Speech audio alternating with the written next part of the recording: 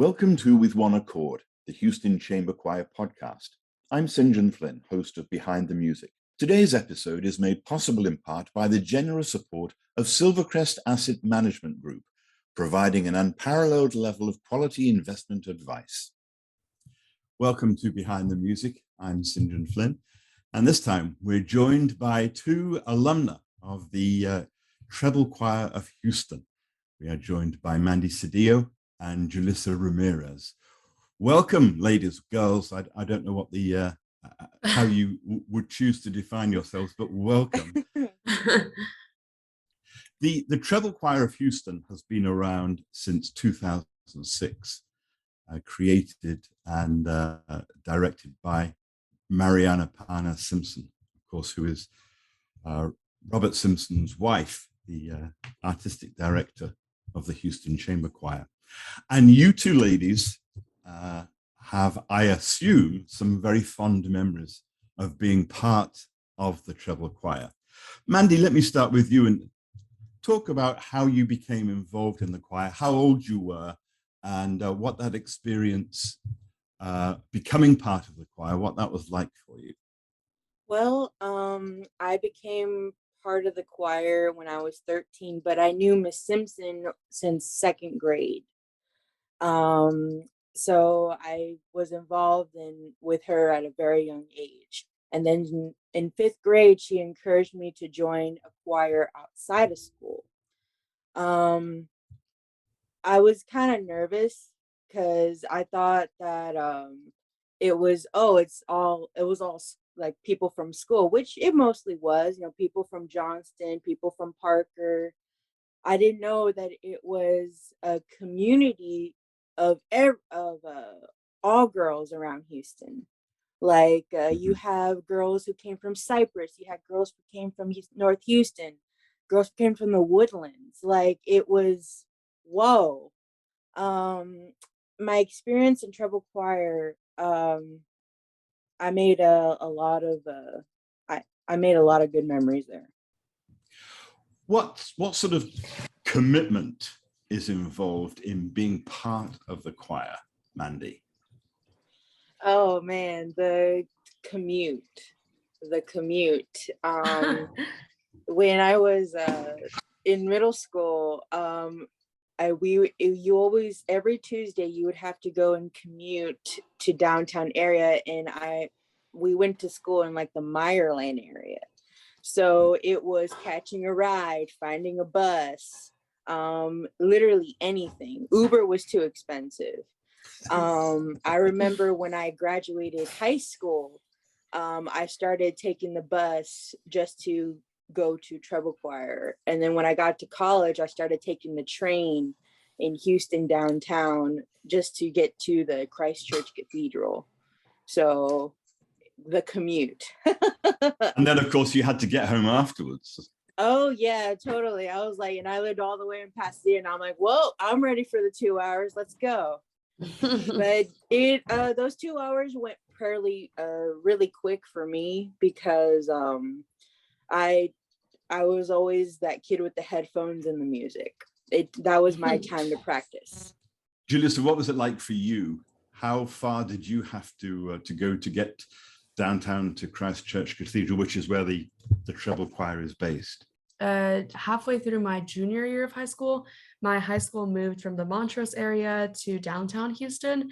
And so Christ Church Cathedral was now 5 minutes away from campus, and it was a walk away.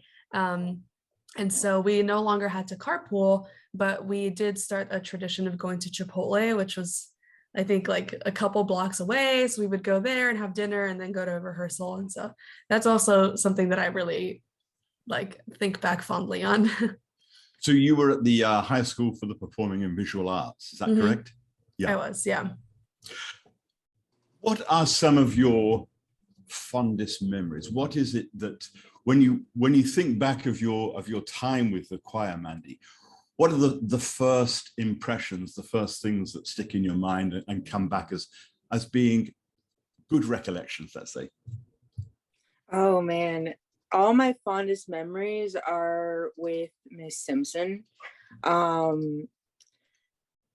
when we would have a retreat, I guess this is when the girls would all come and get together, and we would have like, how many girls would we have? We would have like 30, like Yeah, I would 40 say girls. 30. Yeah. Yeah, we would have like a lot of girls, and we would just sing together. We would sing like, I got my ticket for the long way around, and just group songs like that. And we would sing a cappella. And I think it was like the first time that we would collect our sound for the year, like see what we all sound like. And I remember seeing all the girls' faces, and I remember seeing Miss Simpson's face, and we're like, whoa, whoa. Julissa, are there particular performances or particular venues that stand out in your mind? Yeah, I know the Villa concert is coming up, and that has made me like think and reflect a lot on that. And those were always super fun. And I always remember being incredibly busy at that time. Like, I think at one Villa, I had the Villa matinee, and then I went to my school where we were doing a musical. And so, but I always loved being that kind of busy, and I loved like having the Villa and then having something else to go to. That being said, those concerts and just performing with the Houston Chamber Choir, I think any time that we got to perform with them was, to us, they were rock stars. Like, they were super famous people, and it was incredible to sing with them. So in addition to the Villa, because we got to sing with them, is one of my favorite venues, but also when we did a recording of Bob Chilcott's Circlesong. The music was so incredible. I still have the CD in my car, and I'll play it like every once in a while. I like to forget about it and then come back and listen to it again, because then I can kind of relive the music in a new way. But that was also really fun. The music was incredible. Meeting him was incredible. And then just having a recording session with the chamber choir was a really fun time. The annual concerts by the Houston Chamber Choir in the chapel of the Villa de Matel, which is this beautiful convent in Houston. Those performances are coming up very soon. Do you have, Mandy, can you remember particular pieces that you sang at the Villa that sort of still speak to your heart in a way? Oh man, there's so many. I can't decide. That's an unfair question, I know. I would have to say Gaudete. I think I was that thinking was the same thing. Yeah, the Gaudete, where we would, all girls would stand in pairs, and we would walk down the aisle, like throughout the cathedral. What's that other one? Carol of the Bells, but sang in Russian. That is also what stands out too. That actually was a pretty fun one, because none of us knew how to speak Russian. And the only one who knew how to speak Russian was Miss Simpson. And I remember before every performance, we would check our pronunciation to see if we sounded Russian. From what I've heard, I said that our pronunciation was near perfect, thanks to her. You've both graduated high school, and you've gone on to other things. You're both taking college classes, etc. Are you still involved in music? And more specifically, are you still involved in choral activities, Julissa? Yes. So I like to always credit Miss Simpson and my time at Parker and my time at the Treble Choir, just for the love of choral music that I have. And I'm still incredibly involved in it today. It's required as my major, but it's not required of me by any means. It's something that I love to do. Because you are a music major. I am. I study music education. Yeah. And it's interesting how I had only known my choir professor, or when I was getting to know him my first year, he still seemed so familiar, and I couldn't really figure out why. But then the more time I spent with him, the more I realized that he and Miss Simpson are very similar in regards to rigor. And I mean, I was a child whenever I studied with Miss Simpson, but the way she taught us and how she taught us has kind of transferred so much so that I recognized it in a college professor, a college choir director. And so that was and even the other day he did something and I was like, oh my gosh, he reminds me so much of her. Like, I just think it's a hallmark. They're hallmarks of great choir directors. And I'm lucky to have had those in my life. Mandy, another difficult question, please forgive me. Being in the choir, in the treble choir all those years, what do you think you learned about yourself? That I was, well, going into the treble choir, I came in as a very shy kid, very antisocial. I didn't want to talk to anybody. I was very much an introvert. I did not know that maybe a year in that I became a social butterfly. I was loud, I was confident, and it was a huge transformation because even my mother was like, Who is are this you? child? Who is this child? You know, what happened to my quiet girl? And I'm like, she's gone, you know. But yeah, I never knew how much confidence I had. And after graduating, I still have that confidence. Like, I still have that extrovertedness that I need, and I carry that with me every single day. I'm also involved in my church choir, as well as a college choir at HCC. So yes. Houston Community College. Julissa, what did you learn? Did the choir make you a different person? I think in regards to performance and like the kind of performer that I am, I think I also credit to being in choir, specifically because I always remember ever since I was in choir with Miss Simpson that the focus was on emoting and connecting to the audience. And I think that I've carried as a performer and as an artist my entire life. Like, that is the goal and the reason why we do these things, is to connect with the audience and kind of open up space for discussion of these human things and human experiences that we all experience as being human. And I think they're told through stories, they're told through choral pieces, they're told through the text, they're told through the melody and the music. And so that, which I learned in treble choir and in all my years of studying with Miss Simpson, has been something that I've carried and has kind of been my identity as like a performer and artist. If you had your time again, Mandy, would you join the treble choir? Would you go back and do it all again? Oh yeah, and 100 times more. 100 times more. Yes. And Julissa, would you give the same answer? I definitely would. And to be back with all of those people. And, you know, I think every choir is different. If it's one person different, it changes everything, you know? And so I would give anything to be back with new people, but also to be back with people that I was in it with a couple of years ago. It was a special group. Well, as I say, the Houston Chamber Choir's annual holiday performances at the chapel of the Villa de Matel are coming up, which will involve the treble choir.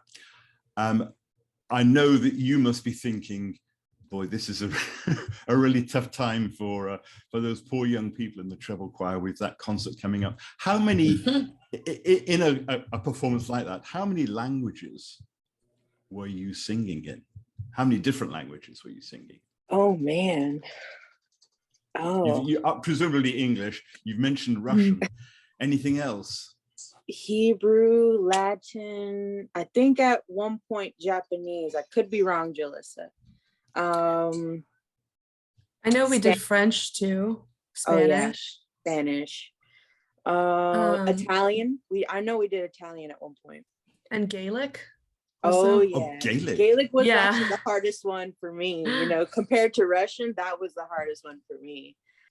Well, I don't want to put words in your mouths, but those experiences, your time in the treble choir, I hope will pay dividends for a long time to come in your lives. And I know that you know, that's not really something that you can appreciate except with time, with distance, when you look back and you think, you know what, being in the treble choir has been one of the foundations of my life. Are you beginning to feel that now? Yes, absolutely. Yes. Being in Treble Choir, I could really say that it's what made most of my character today. It's what makes me me. Music has, well, since birth, has always been the biggest part of my life, and being involved with choir, I was able to expand my creativity and artistry. And basically in every music that I listen to now, I kind of become a detective where I see why the composer made this song. And like, I like to find the meaning of it. And Miss Simpson actually helped us. I remember before every song that she would introduce us to, she would always explain the meaning behind every song and why the composer wrote it. I remember that so fondly, and I was like, wow, and we're gonna sing it. So, and perform it and share it with the audience and others. So yeah. So Julissa, the being in the choir gives you a much easier connection to music, to words, and to an audience as well. Yeah, and I think I've expressed how treble choir and choir in general has been fundamental to me as an artist and as a musician. But I also think back to just like the dedication and the discipline it took to be in treble choir. 2 hours every Tuesday in the middle of a busy week, like that's a lot of commitment. And I think and there were times I didn't want to go, but my parents were like, you're gonna go. And so I would go. And I think that kind of commitment has definitely transferred in other areas of my life and other things like that. Well, look, Amanda and Julissa, I'm so glad that you got to be part of the treble choir and that it has had such an impact on your lives, an impact that you're carrying forward with you into your professional lives. I know that you're probably missing the choir about now because the concerts at the Villa de Matel are coming up, and obviously that is a very special place for the choir, for the Houston Chamber Choir as well. Wishing you wonderful holidays. I hope you get to sing your heart out at some stage over the holidays, whether it be in church choir or in a congregation. But thank you very much for taking the time to talk to us. And we are so glad that you were part of the Treble Choir of Houston. Thank you very much for your commitment, for your artistry, and for your testimony, if you like. Thank you both very much. And thank you to everybody who supports the Houston Chamber Choir and the Treble Choir of Houston through your donations, through your attendance at performances, etc. We could not do what we do without you. We could not do what we do without these great singers. This is the Houston Chamber Choir. This is the Treble Choir of Houston. I'm St. John Flynn, behind the music. Join me again next time. Thank you. Thank you to all who support the Houston Chamber Choir, our season underwriter, Silvercrest Asset Management Group, our patrons, donors, and subscribers. We appreciate all you do to help keep the work of the Houston Chamber Choir possible. I'm St. John Flynn, and this is Behind the Music. Join us again next time. The Houston Chamber Choirs with One Accord is your one-stop shop for choral joy. If you enjoyed this podcast, help us to continue our mission to grow the esteem and appreciation of choral music by sharing, reviewing, and subscribing to our content. As a 501c3 nonprofit, support from listeners like you allows us to continue to create new and exciting programming. For more information about us and how you can support our work, please visit HoustonChamberChoir.org/give.